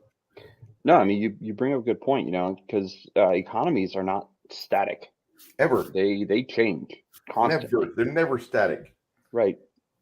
As a matter of fact, there was, I believe it was in Iron Kingdoms. Granted, this knowledge is over 10 years old at this point. When I was running Iron Kingdoms, I'm fairly certain that each country had their own coinage system, and it had different values. And it would also have different values based on like going from one country to the next country and exchanging coinage. Like when you go from Signar to I'm butchering these names and I know it. If you go from Signar to I don't know Iosian enclave, your money might be worthless based on the political climate there. And that's another aspect of the game that you have to think about from one generation to the next generation is what happened geopolitically speaking with your previous characters. Did they topple governments? Did they walk in and kick the ass of every assassin in an assassin's guild, but didn't get all of them that were out in the field on mission? These are things you have to notate. Not just the what did they create, who did they piss off, but how did they influence the economy? Like, what did they do, like with their inventions, that caused, what kind of ripple effect did it have with the rest of the world? Did they make this amazing piece of technology? Sure. How much does it cost? And what job does it eliminate now? I remember reading. This is roll. This can kind of work on this conversation too.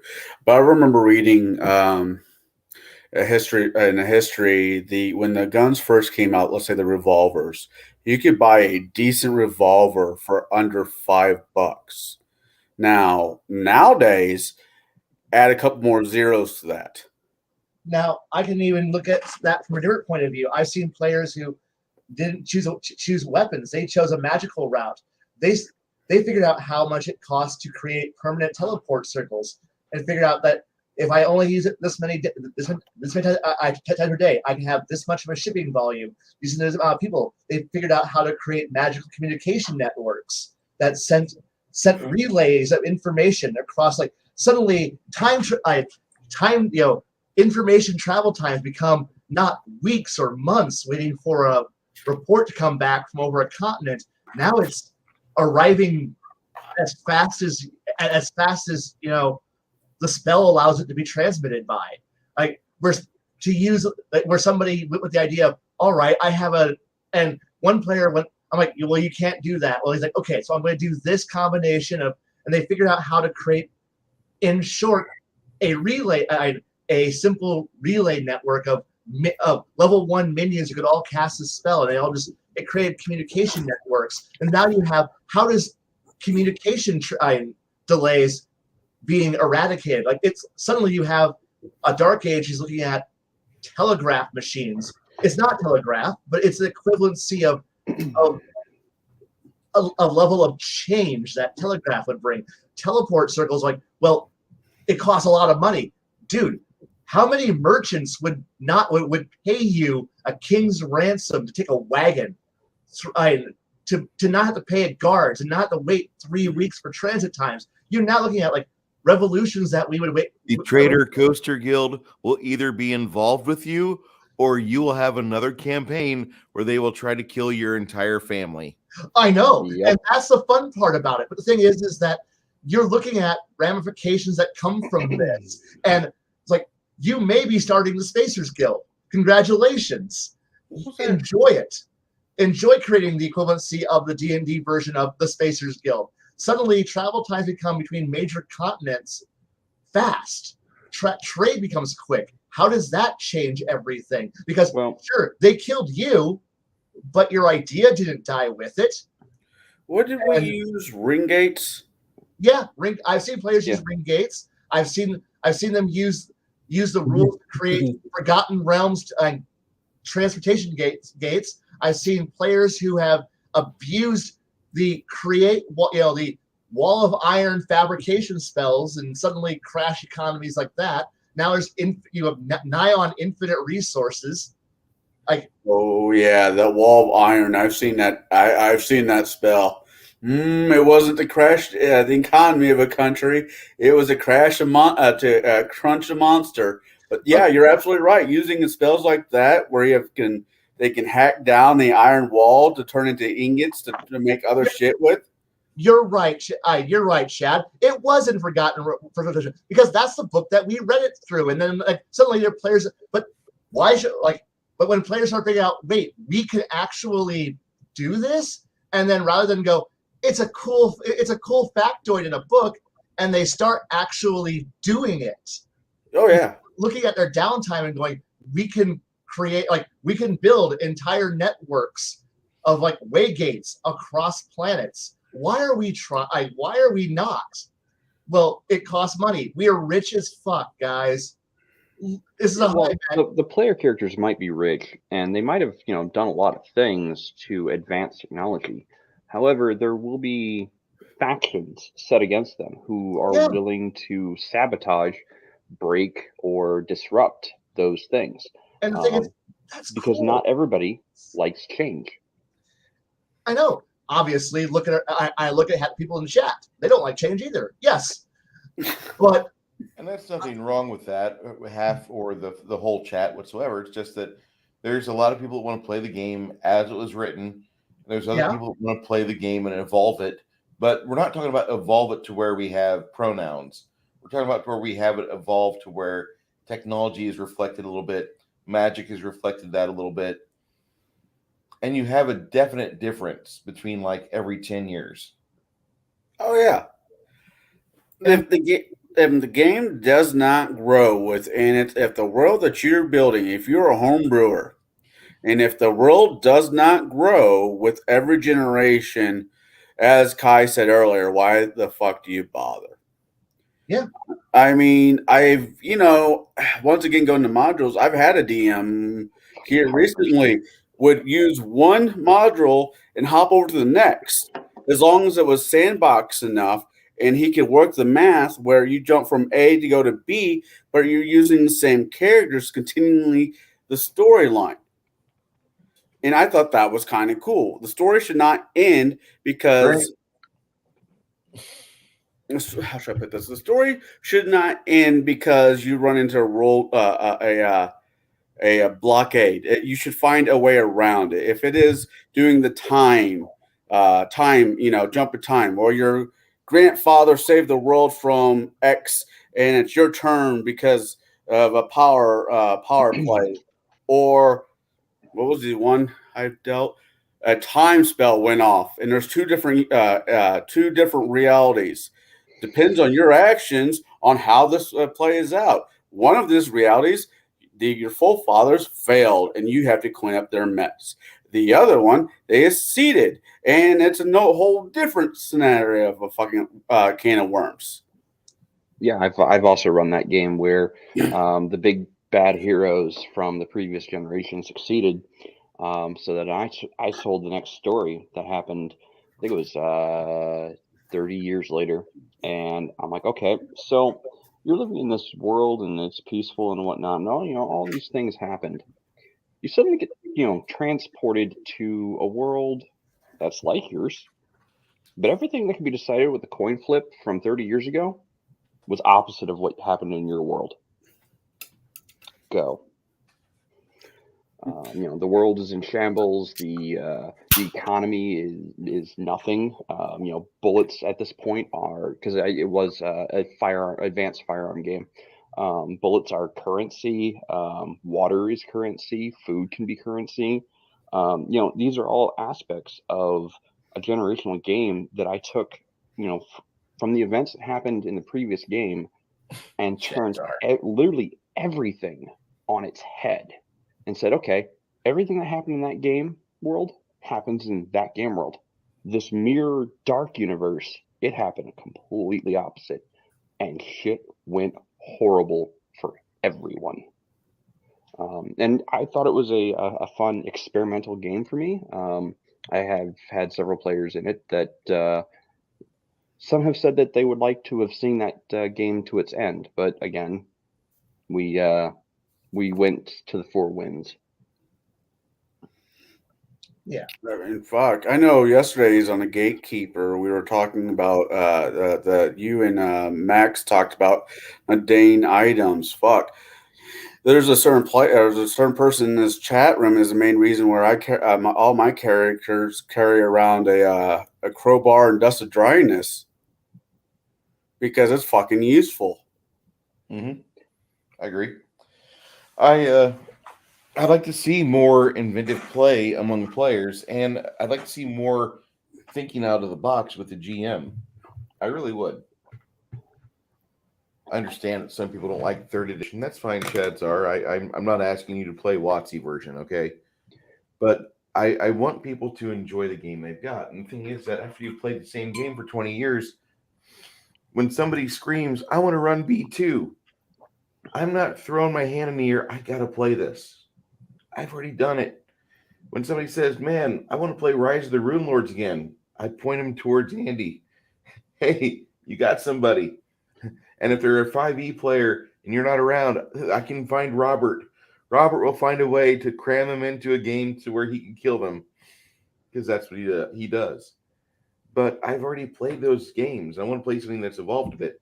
Earlier, we talked about Return of the Rune Lords, which was a really good idea, but horrible execution for an adventure path because Paizo made it suck.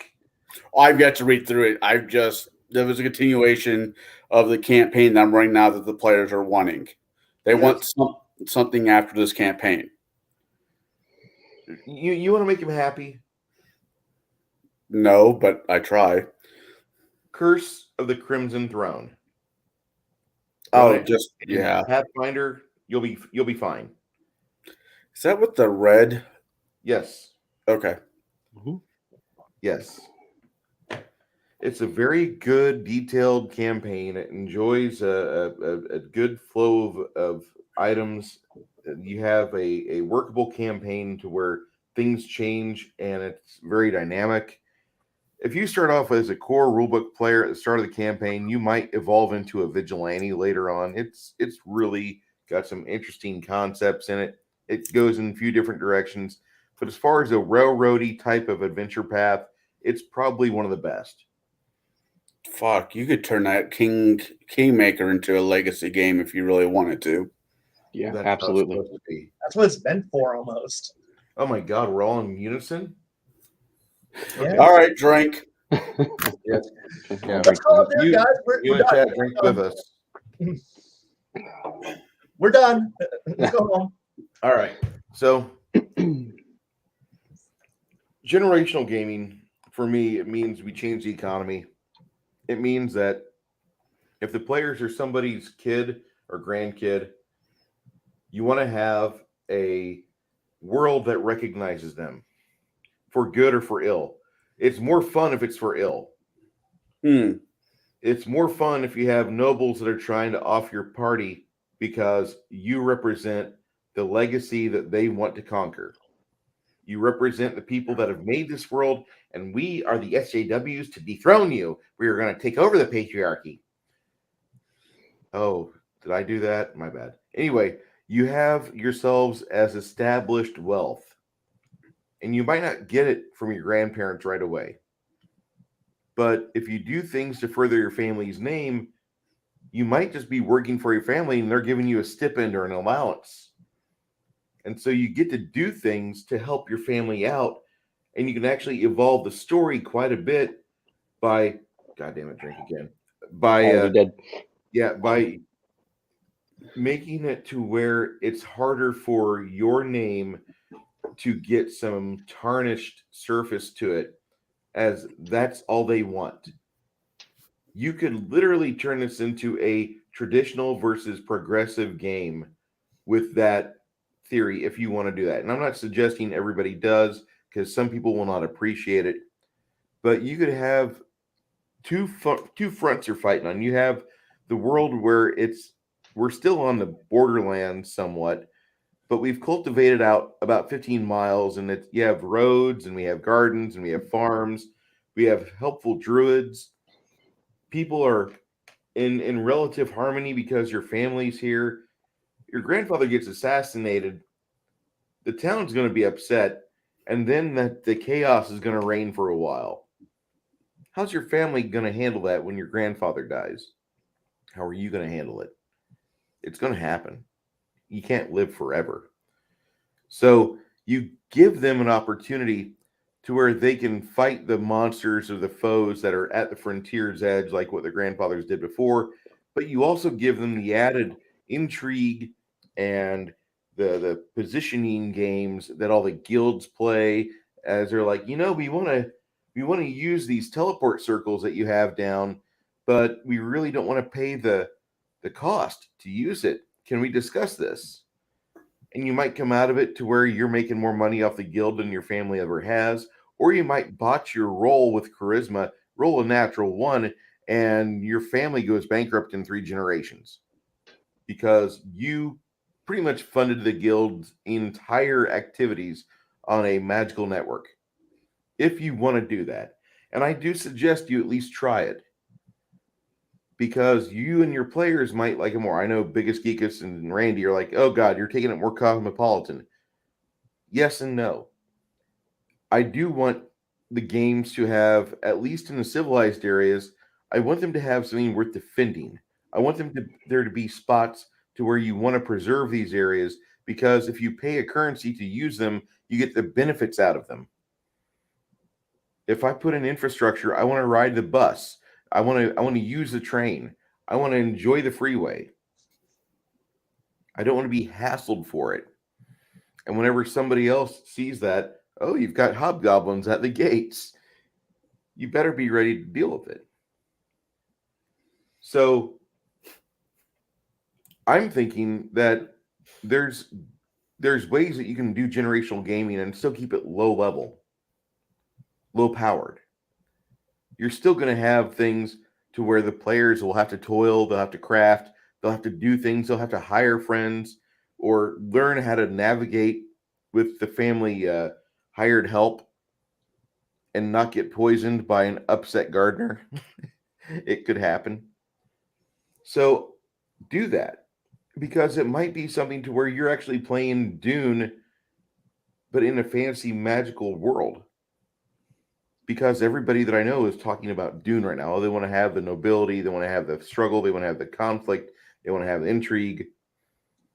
Everybody wants Dune. Nobody wants the Jihad era to get to that point. So I'm an asshole. I love the Jihad era. No player, but how many players want to get through the Butlerian Jihad? Very few.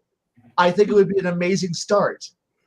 Mm-hmm. Then you would actually understand why the Harkonnens hate the Atreides. Oh God, that'd be amazing. If I sat down at a table, I know very little about Dune. But if I sat down at a table and the guy's like, "Well, we're gonna run the story of the history of Dune," I'm like, "Okay, well, I know X, Y, and spice. That's all I really fucking know." Well, we're starting at the very beginning of the world. I would honestly say, hell yeah, because it's it could turn into a really great story. I know, drink. The thing is sorry, Shadzar, drink fucker.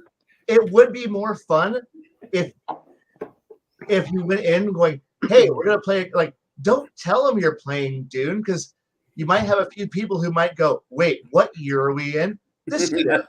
Oh no, what's going on here? Well, you're currently at the rise of the, oh no, we're about to, yeah, and your new best friend is this guy. He sounds familiar. Who's that? This is what's happening. Oh, we're in for this, aren't we? You better, get ready for this. And now you get to the Butlerian Jihad. Then you get to have all the fun parts of the rise of the Empire, and now you get to keep working through that. And then you eventually get to reach the point where we get to see Paul, and you might not be anywhere near the planet until you get, and suddenly you're having your adventures, and then suddenly you get a call from the Emperor. Hey, I need you all of your troops to be here over this shithole dust ball. Why? Have you been reading the news? No, I've been having my adventures over here on the other side of the Empire. Well, get your ass over here, guys. Oh no. And that's when you realize it's now you versus Paul. You didn't know this was happening because you were having your own fun. Never let the party be the main characters of an existing universe. Hey, I want, was it Duncan Idaho to have his own damn movie? Fuck everything else. He was the coolest character in that movie. That's just me. All right, but my apologies. I do have another obligation I need to get out of here soon. So we're 10 minutes away, or 9 minutes away from it. Okay. And I'm sorry if we've lagged on your networks. I've been having smooth connections here, but this is a start of a discussion I want to have, because I want to keep going on this next week. I want to continue talking about generational gaming because I think it's something that we can actually help evolve, and we can start putting to where we can have bullet points for a game, and we can eventually graft it into house rules. And then eventually you make house rules popular enough, put them up on BBSs or forums or Discords or Guilded. And eventually this might be something that would be in another edition of a game you love. While we're talking about Dungeons and Dragons, we're really talking about the whole of the tabletop RPG canon, because none of us are going to probably write for 6th edition Dungeons and Dragons. Nope. However, one of us is probably going to run an OSR or an independent RPG, because that would actually provide his players with a new set of challenges. Oh, Jay's going to do something. He's grabbing something. Of course. Index card RPG. I need to end up coming over sometime and trying this game. That's what I've been saying. Yeah. So, and the beautiful thing about OSR stuff, you don't have to play rules as written all the time. Now, I'm going to get a lot of hate for that. You know what? I really don't care, because I like evolving the game. I like making interesting content within the game. So I'm not going to always run strict rules as written for certain items or things or spells or whatever, because the game has to be interesting. And if your players are just expecting the same boring bullshit all the time, they're not going to be at your table much longer. So you got to make it interesting. You got to keep it interesting. You got to keep them invested. So yeah, I'm going to run, more rules light games like Index Card RPG, because it's whatever you and your players imagine can happen in the game. You describe what you want to do with your roll, you roll. If you succeed, you succeed. If you don't succeed, you don't succeed. But if you succeed, or if you don't succeed by just a slight margin, like by 1 point, you might get a better outcome than you would have if you rolled a nat 1. Yeah. So that's my 2 cents on. You don't have to run strict WotC games. Yeah, sure. You never they really are. Should. Huh? You never really should run rules as written. You should, to get used to the game. Yes, absolutely. At some point, make it your own. If you're running a module, I will say you want to try to stick to rules as written, because the modules were written with the intent of rules as written in mind. If you're not running modules and you're running your homebrew stuff, make it up. Write it down. Keep note of it, but make it up. I really disagree with that. I want to be able to have a game to where, yeah, I could pick up a 3rd edition or 5th edition module. I don't care, but I'm going to run it for my own system, which uses a completely different die than the D20. I use a D100, which is times 5 for most things, but my system's going to have an element of to where you can make rulings. and it revives you, or it reminds you about rulings are better than 70 pages of new rules in a hardcover, because you really don't want to have 50 hardcovers for a game system. As much as I look at the Jovian Chronicles, I don't want to play it. Sorry there, Kai. No, it's okay. It's all right, but I will let you run us through a Dune RPG. Ooh, I would do it, but I'd No. consider playing that. I'd be interested in playing it, and I know probably the least about the Dune world than the rest of these guys. that's okay. If you know nothing going into it, you'll enjoy it more. That's typically how it is. Because at that point, you come with no preconceptions. And if I screw up the volumes and novels of lore, you won't notice. And it'll be more fun when you decide to go, I'm going to shoot this guy over here. That's the guy who eventually founds the entire. I shoot him. And everybody else, you couldn't have killed him. He was an important plot character. But he's dead now. Oh, shit. Now I'm that character. God damn it. You know, I've joked around on here with, but it even goes to legacy games. I've ran when I did Pathfinder, my Pathfinder version of Dresden Files. Granted, I had to change a lot of things around, but they went from Stormfront to, I want to say, Summer's Night before the game. It just, once again, everybody moved, but it was one game that continued from each novel, and it lasted about 4 or 5 years, and it was fun. They had fun, and it's not exactly a legacy game, but it was in the pretense that there was a continuation of the story. When you're running a game for 5 years, it better have something. It had a lot of beer and cigars and headaches. I'm going to wrap this up here. Jaide, are you going to be putting anything on the new YouTubes here in the next 7 days or so? No, I don't really have a channel. I haven't really thought up anything for a channel. I don't know if anyone would be interested in my stream of consciousness. I think somebody probably would. I'd Maybe. watch it, but I'll keep it in the back burner. I still do work a 5-day-a-week job. I understand that.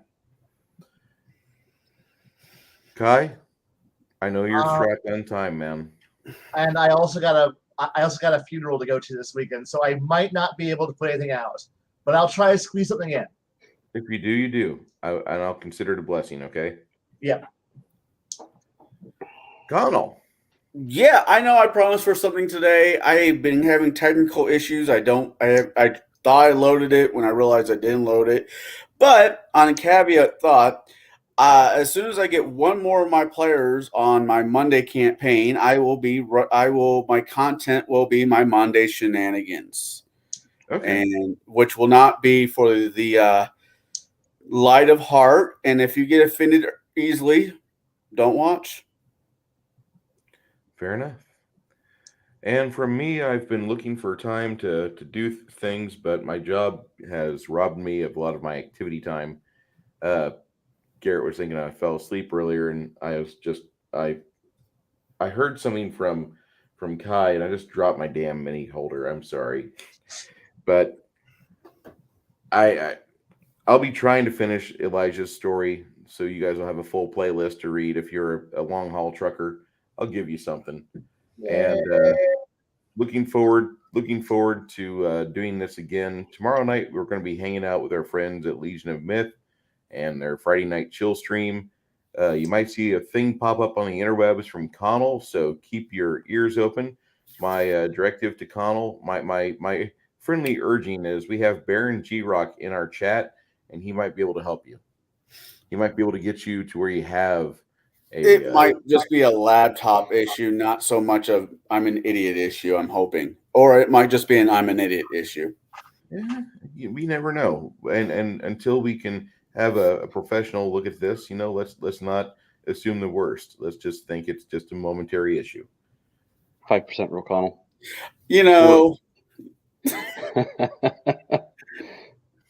Sorry. For everybody in the chat, really appreciate you guys stopping by tonight. Yes, thank you. We are nothing without our chatters, okay? Without the people talking about us.